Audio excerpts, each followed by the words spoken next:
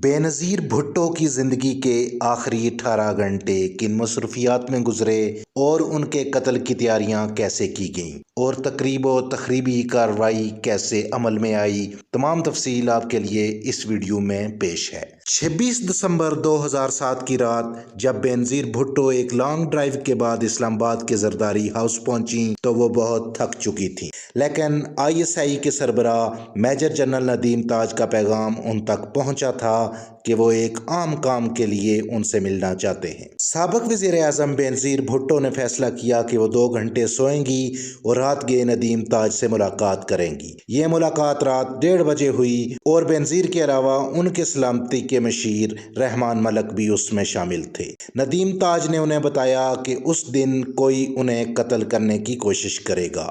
ISI کے سربراہ major general Nadeem تاج کو اپنے ذرائع سے اتنا یقین تھا کہ وہ خود دیر رات بےنظیر کی اسلام آباد رہائش گاہ پہنچے تھے۔ اوین بینٹ جونز اپنی کتاب the Bhutto dynasty the struggle for power in Pakistan یعنی پاکستان میں طاقت کے لیے جدوجہد میں بھٹو خاندان میں لکھتے ہیں۔ یہ سنتے ہی بےنظیر کو شبہ ہوا کہ ندیم تاج کہیں ان پر اپنے پروگرام کو منسوخ کرنے کے لیے دباؤ تو نہیں ڈال رہے ہیں۔ انہوں نے تاج سے کہا، اگر آپ ان خودکش بمباروں کے بارے میں جانتے ہیں تو آپ انہیں گرفتار کیوں نہیں کرتے؟ تاج کا جواب تھا کہ یہ ناممکن ہے کیونکہ اس سے ان کے وسائل کا راز افشا ہو جائے گا۔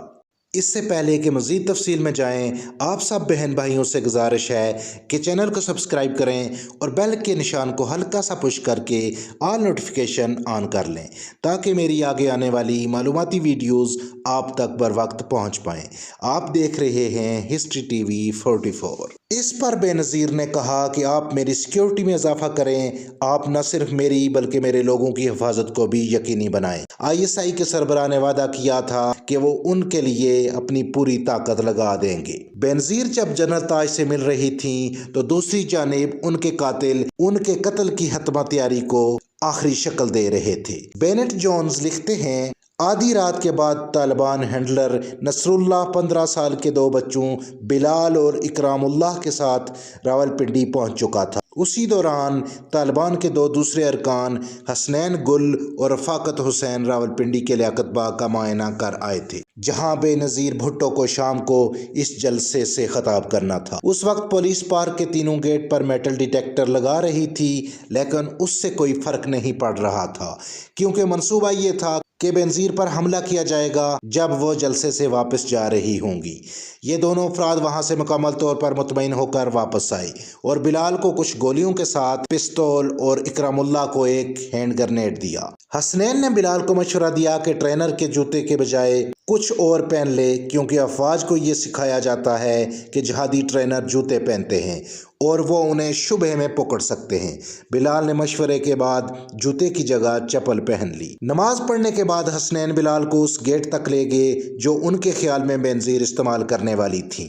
بےنظیر بھٹو کے قتل کی تحقیقات کرنے کے لیے اقوام متحدہ کی انکوائری کمیشن کے سربراہ اور بعد میں گیٹنگ اوے ود مرڈر نامی کتاب لکھنے والے ہیرالڈو منیوز لکھتے ہیں، 27 دسمبر کی صبح بےنظیر 8:30 بجے بیدار ہوئیں۔ 9 بجے انہوں نے ناشتہ کیا۔ 2.5 گھنٹے بعد وہ امین فہیم اور پیپلز پارٹی کے سابق سینیٹر کے ساتھ افغان صدر حامد کرزئی سے ملنے گئی۔ کرزئی اسلام آباد کے سرینا ہوٹل کی 4تھی منزل پر ٹھہرے ہوئے تھے۔ 1 بجے وہ زرداری ہاؤس واپس آئیں۔ انہوں نے کھانا کھایا اور شام کو اپنے ساتھیوں کے ساتھ لیاقت باغ میں دی جانے والی تقریر کو حتمی شکل دی۔ سہ پیر کو بےنظیر گاڑیوں کے قافلے میں لیاقت باغ کے لیے روانہ ہوئی۔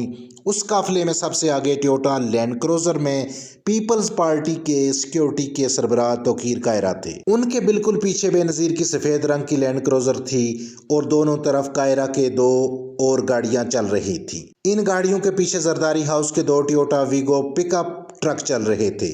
ان کے پیچھے زرداری ہاؤس کی سیاہ مرسڈیز بینز تھی جو بلٹ پروف تھی اور ضرورت پڑنے پر بےنظیر اسے بیک اپ گاڑی کے طور پر استعمال کر سکتی تھی۔ بےنظیر کی کار میں سامنے والی سیٹ پر ان کے لیے ڈرائیور جاوید الرحمان اور دائیں جانب سینئر سپرنٹینڈنٹ پولیس میجر امتیاز حسین بیٹھے تھے۔ درمیانی نشست پر بائیں طرف پیپلز پارٹی کے سینئر رہنما مختوم امین فہیم، وسط میں بےنظیر اور دائیں جانب بےنظیر کی پولیٹیکل سیکریٹری ناہید خان بیٹھی تھی۔ 2:15 पर बेनज़ीर का काफिला फैज़ाबाद जंक्शन पहुंचा, जहां से उनकी सिक्योरिटी की जिम्मेदारी रावलपिंडी डिस्ट्रिक्ट पुलिस पर आ गई। 2:56 पर बेनज़ीर का काफिला दाएं मुड़कर मरी रोड लियाकत रोड मोड़ पर आया और लियाकत बाग के VIP पार्किंग एरिया की तरफ बढ़ने लगा। उसी वक्त बेनज़ीर खड़ी हुई और उनके लैंड क्रूज़र की छत से उनका चेहरा ज़ाहिर हुआ। वो लोगों की तरफ हाथ हिला रही थी और उनका सलाम कबूल कर रही थी और उनकी गाड़ी लियाकत रोड पर आहिस्ता आहिस्ता चल रही थी। बेनज़ीर की हिफाजत करने वाले लोगों ने एक बार भी उन्हें नहीं रोका कि इस तरह खड़ा होना खतरे से खाली नहीं है। हेराल्डो में न्यूज़ अपनी किताब में लिखते हैं, 3:16 पर बेनज़ीर के काफिले को 5 से 6 मिनट तक पार्किंग एरिया के अंदर वाले गेट पर रुकना पड़ा, क्योंकि पुलिस के पास गेट खोलने की चाबी नहीं थी। इसी दौरान बेनज़ीर मुकम्मल तौर पर गैर महफूज अपनी गाड़ी पर खड़ी रहीं और उनका चेहरा स्केप हेच के बाहर नज़र आता रहा। उसके बाद बेनज़ीर ने तकरीबन 10,000 लोगों के सामने आधे घंटे तक की तकरीर की। इस दौरान उन्होंने 17 बार अपने वालिद का नाम लिया। तकरीर ख़त्म होते ही पूरा इलाका बेनज़ीर जिंदाबाद और बेनज़ीर वज़ीर आज़म के नारों से गूंज उठा था। तकरीर के बाद बेनज़ीर अपनी गाड़ी में बैठ गईं। उनकी कार काफ़ी देर तक रुकी रही, क्योंकि उनके हामियों ने उसे चारों तरफ से घेर लिया था। भीड़ को देखकर बेनज़ीर खड़ी हो गईं और उनके इमरजेंसी हिच से उनके सर और कंधे नज़र आने लगे। उस वक्त 5:10 हुए थे। ओवन बेंट जोन्स लिखते हैं, सुबह से इंतज़ार करने वाले बिलाल को महसूस हुआ कि उसका वक्त आ गया है। वो पहले बेनज़ीर की गाड़ी के सामने आया और फिर उसके बगल में पहुंचा जहां कम लोग थे। उसने अपनी पिस्तौल निकाली और बेनज़ीर के सर का निशाना लिया।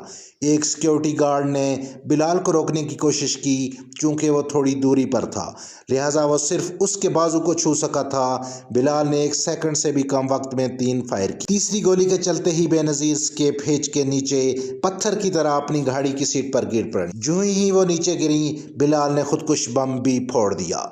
जबकि हेराल्डो में न्यूज़ लिखते हैं, नाहिद खान जो बेनज़ीर के दाएं तरफ बैठी थी, उन्होंने मुझे बताया कि जैसे ही उन्होंने 3 गोलियों की आवाज़ सुनी, बेनज़ीर नीचे गिरी और उनके सर का दायां हिस्सा उनकी गोद में गिरा। उनके सर और कान से तेज़ी से खून बह रहा था और उनके खून से मेरे सारे कपड़े तर हो गए। मखदूम अमीन फ़हीम जो बेनज़ीर के बाएं तरफ बैठे थे, उन्होंने बताया कि जब बेनज़ीर गिरी तो उनके जिस्म में ज़िंदगी की कोई अलामत नहीं थी। उनकी गाड़ी में किसी और को कोई शदीद चोट नहीं आई। कार के चारों टायर फट गए। वहां एक भी एम्बुलेंस दस्तयाब नहीं थी। बम धमाके की वजह से बेनज़ीर की कार के चारों टायर फट गए थे। ड्राइवर कार लोहे के रिम पर चलाते हुए उसे रावलपिंडी जनरल अस्पताल की तरफ ले गया। लियाकत रोड पर 300 मीटर चलने के बाद उसने उसी हालत में कार को बाएं तरफ मोड़ लिया। कार इसी हालत में कुछ किलोमीटर तक चलती रही। एक जगह जब लैंड क्रूज़र ने यू टर्न लेना चाहा तो वो रुक गई और आगे नहीं बढ़ सकी। चाय वकुआ पर मौजूद 2 कमांडो गाड़ियों ने बेनज़ीर की गाड़ी के पीछे चलने की कोशिश की, लेकिन वो आगे की लाशों और ज़ख्मी अफराद की वजह से आगे नहीं बढ़ सके। नाहिद खान ने ओवन बेनेट जोन्स को बताया कि हमारे सामने बेनज़ीर को टैक्सी में अस्पताल ले जाने के अलावा कोई चारा नहीं था। पुलिस को कुछ पता नहीं था। हम टैक्सी का इंतज़ार कर रहे थे कि 2 या 3 मिनट में एक जीप आकर रुकी। हम बेनज़ीर को इस जीप में अस्पताल ले गए। वो जीप बेनज़ीर की तर्जमान शेरी रहमान की थी।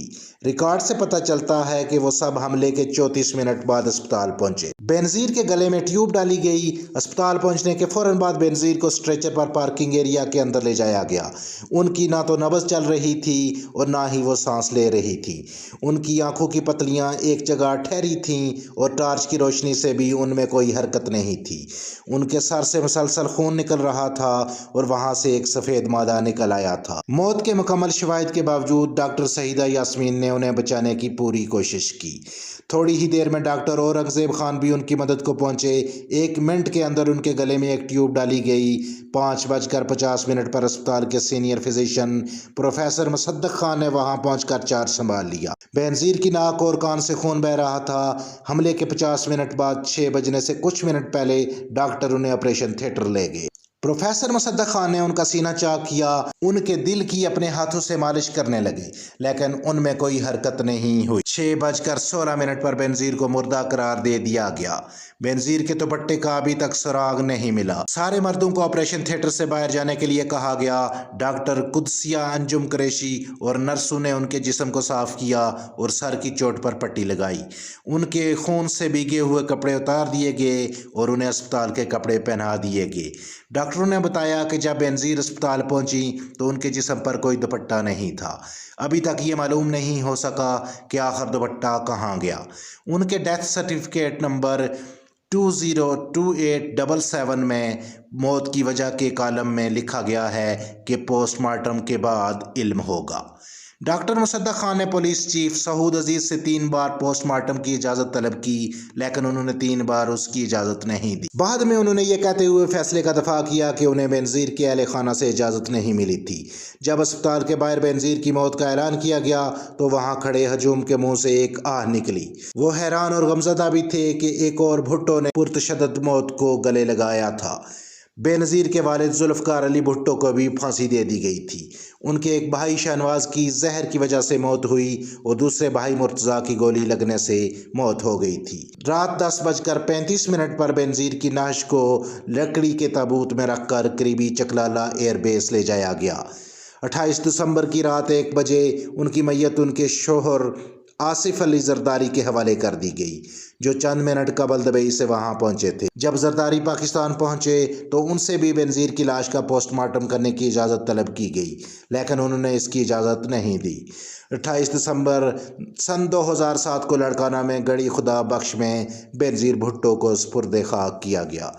बेनज़ीर भुट्टो की ज़िंदगी के आखिरी 18 घंटे और तकरीब व तकरीब की तैयारियां ये थी आज की ये वीडियो। अगर आपको अच्छी लगी है तो काइंडली वीडियो को लाइक कीजिएगा और शेयर कीजिएगा। अगर अभी तक आपने चैनल को सब्सक्राइब नहीं किया तो काइंडली सब्सक्राइब करके बेल नोटिफिकेशन ऑन कर लीजिएगा। मिलते हैं नेक्स्ट वीडियो में। अल्लाह हाफिज़।